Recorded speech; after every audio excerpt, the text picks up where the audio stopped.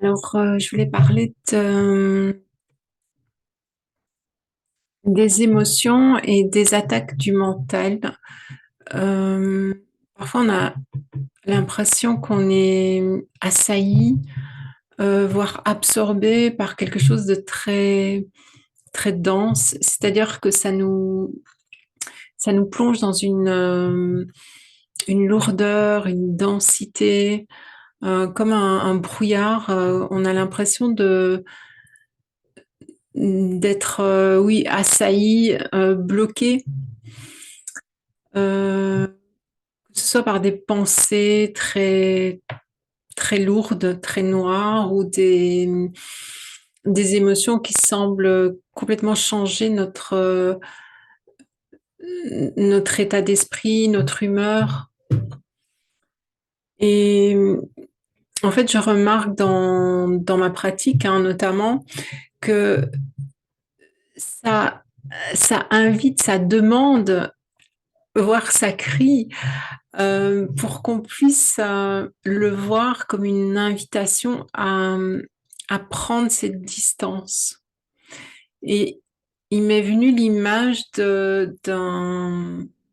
tu sais, quand on est dans un avion où la Terre commence à devenir de plus en plus petite et tout ce qu'on voit, euh, et ça n'a plus d'impact sur nous. Et par rapport à ce qui nous paraît très dense, très assaillant, il y a aussi cette prise de distance jusqu'à ce que ce qui semblait être tellement réel, tellement prenant, n'a plus d'impact. C'est comme si voilà, ça s'éloignait de nous et ça ne peut plus s'accrocher à nous. Dans la méditation, on voit beaucoup, on s'exerce beaucoup à cette prise de distance et cette observation, sachant que si on observe, on ne peut pas être dans le film, on ne peut pas observer et être en même temps dans le film. Donc, automatiquement, quand on observe, on n'est pas dans le scénario. Il y a vraiment comme une vision qui commence à pouvoir le regarder comme un film, justement, et cette espèce de recul va nous amener dans cet espace où c'est pas touché, en fait, où justement il y a cette prise de conscience que tous les événements dans notre vie, toutes les expériences nous ramènent à cet espace d'observation, à cet espace libre, libre en nous. Puisque dès qu'on est touché, dès qu'on est pris dans le scénario, on devient prisonnier de... C'est comme si on était capturé dans un filet et il y a vraiment cette impuissance qui émerge. Et on a l'impression que la solution, elle doit venir de l'extérieur puisqu'on a l'impression d'avoir subi l'attaque de l'extérieur. Après, si on réalise que l'attaque était pour nous ramener à cette vision intérieure parce qu'on s'était quelque part perdu, on était de nouveau identifié à notre personnage, à ce moment-là, on peut trouver aussi une solution intérieure, c'est-à-dire de prendre conscience que tout le monde qu'on voit à l'extérieur, est dans notre esprit, avec un petit E, c'est dans notre mental. C'est la façon dont on voit les choses, dont on perçoit avec l'attachement à qui on est, que le monde se forme. C'est vraiment notre regard qui, qui, qui font les choses exister. Et même si d'autres personnes perçoivent un monde, ce sera toujours un autre monde. C'est un monde différent du nôtre puisque c'est des perceptions différentes.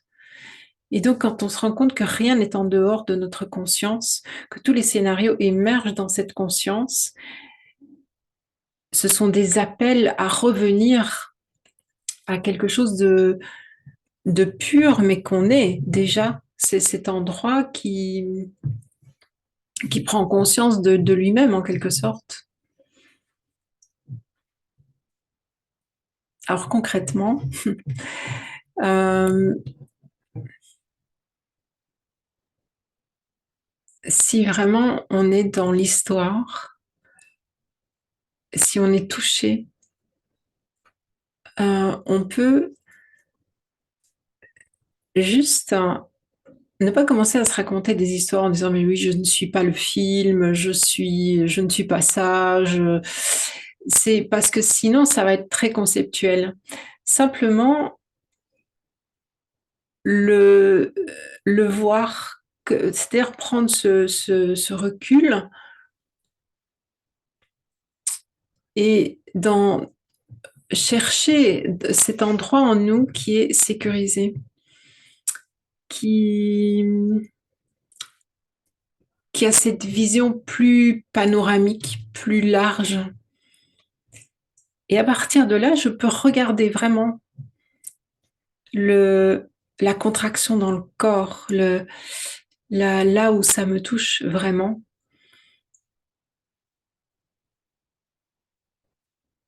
Mais c'est une observation sans jugement, sans rien vouloir.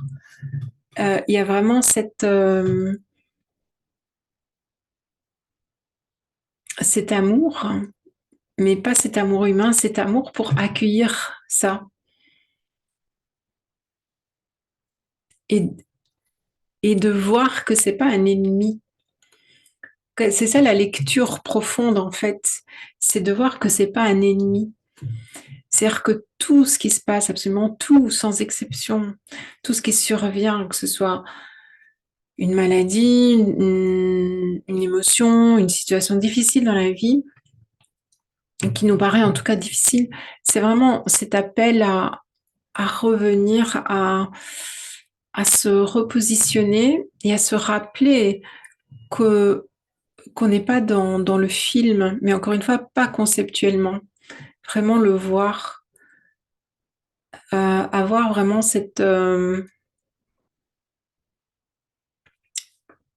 moi, j'ai souvent l'image d'une plume qui se dépose très doucement, sans faire de bruit, sans vouloir, sans rien vouloir. Finalement, c'est cette plume qui est aussi symbole de la légèreté, et ça se dépose, et puis ça peut accueillir cette situation qui fait partie de notre imagination, au fait.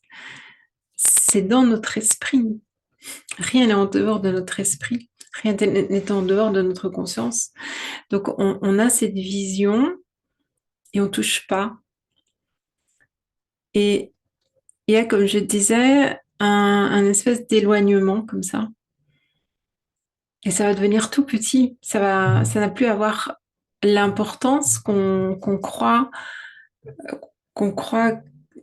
l'intensité avec laquelle ça a paru très important. Mais c'est important pourquoi? Parce que le personnage se sent menacé, on se sent insécurisé.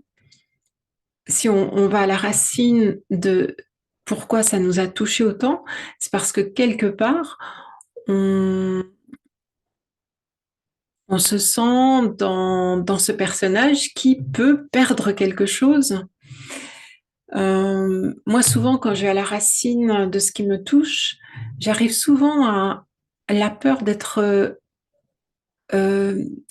de ne plus avoir l'amour de Dieu, d'être déchu en fait, de tout d'un coup de perdre cet amour, d'être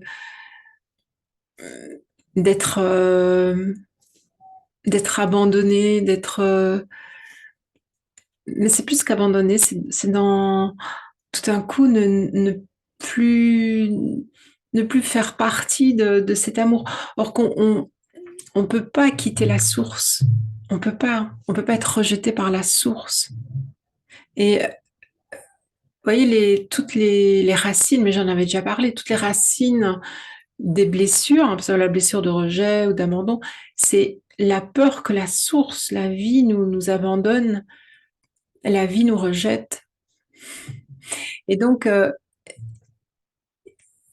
quand une situation nous touche, c'est qu'une déclinaison de cette peur-là fondamentale. Et donc, le personnage commence à paniquer.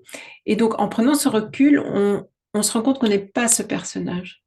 Donc, on s'éloigne de ce personnage qui a peur et on le voit avec beaucoup de tendresse, beaucoup de compassion, parce que c'est grâce à lui, c'est grâce à cette construction mentale, en fait, qu'on a pu revenir. Donc, rien n'est rejeté et rien n'est mauvais non plus. Donc, il faut arrêter de se battre contre notre mental aussi, puisque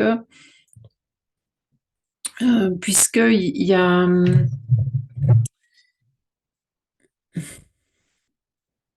il y a chaque fois l'amour qui agit, qui vient nous amener les expériences dont on a besoin pour, euh, pour rester dans la vérité de qui on est.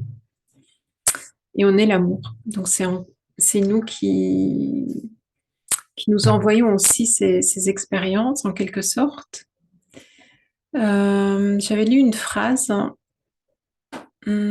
tout ce qui passe trépasse. Donc si on est attaché dans la forme, si on est attaché au manifesté, de toute façon, ça va trépasser à un certain moment. Ça va mourir, ça va passer. Donc, c'est chaque fois gagner en éternité dans cette confiance.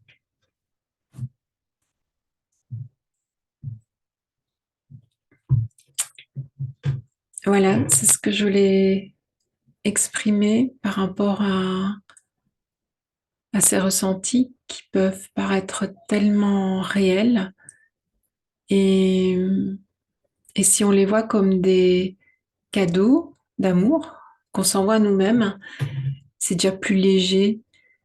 Et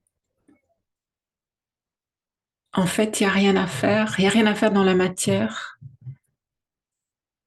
parce que tout ce qui doit arriver arrivera de toute façon.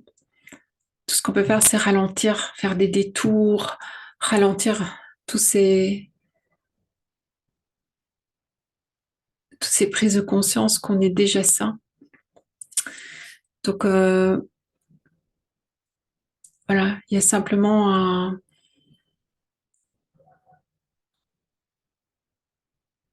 à revenir à cette plénitude, à cette confiance et à voir la partie de nous qui est toujours dans le doute, dans l'agitation, dans des combats, dans la formation d'ennemis, de situations contre nous. Et tout ça, on peut l'observer parce que ça, c'est un rappel de qui on est. Donc tout est la vie et tout peut être plus léger, plus fluide. Voilà. Merci de m'avoir écouté. À bientôt.